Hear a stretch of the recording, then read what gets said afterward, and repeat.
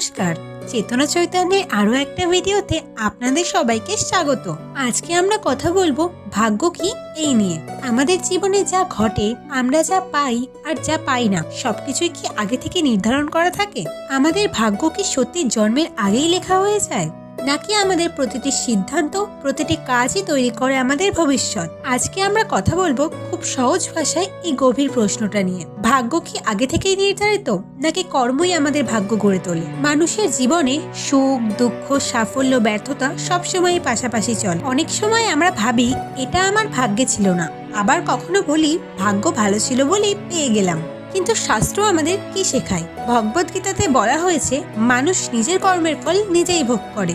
অর্থাৎ শুধু ভাগ্যের উপর ভরসা করে বসে থাকলেই চলবে না, কাজ করতে হবে। শ্রীকৃষ্ণ অর্জুনকে বলেছিলেন কর্ম করো, কিন্তু ফলের চিন্তা করো না, কারণ ফল তোমার হাতে নেই, কিন্তু কর্ম তোমারই হাতে। এখানে একটা গভীর সত্য লুকিয়ে আছে। হয়তো জন্ম, পরিবার, কিছু পরিস্থিতি আমাদের নিয়ন্ত্রণে নেই, এগুলোকে আমরা ভাগ্য বলতে পারি। কিন্তু সেই পরিস্থিতির মধ্যে আমরা কিভাবে প্রতিক্রিয়া জানাবো, কি সিদ্ধান্ত নেব, কতটা চেষ্টা করব, সেটা পুরোপুরি আমাদের নিজেদের। ঠিক যেমন বীজ তোমার হাতে নাও থাকতে পারে, কিন্তু সেই বীজকে যত্ন করে বড় গাছে পরিণত করা তোমার দায়িত্ব। ভাগ্যকে অনেকেই স্থির মনে করে, কিন্তু গীতা আমাদের শেখায় ভাগ্য একদম পাথরে খোদাই করা নয়। আমাদের আজকের কাজই আগামীকালের ভাগ্য তৈরি করে। যদি আমরা পরিশ্রম করি, সৎ পথে চলি, ধৈর্য রাখি, তাহলে ধীরে ধীরে জীবনের দিক বদলাতে শুরু করে। হয়তো ফল তৎক্ষণাৎ আসে না, কিন্তু প্রতিটা সৎ প্রচেষ্টা কখনো বৃথা যায় না। তাহলে কি ভাগ্য বলে কিছু নেই? অবশ্যই আছে, কিন্তু সেটা পুরো গল্প নয়। ভাগ্য আর কর্ম দুটো মিলেই জীবন।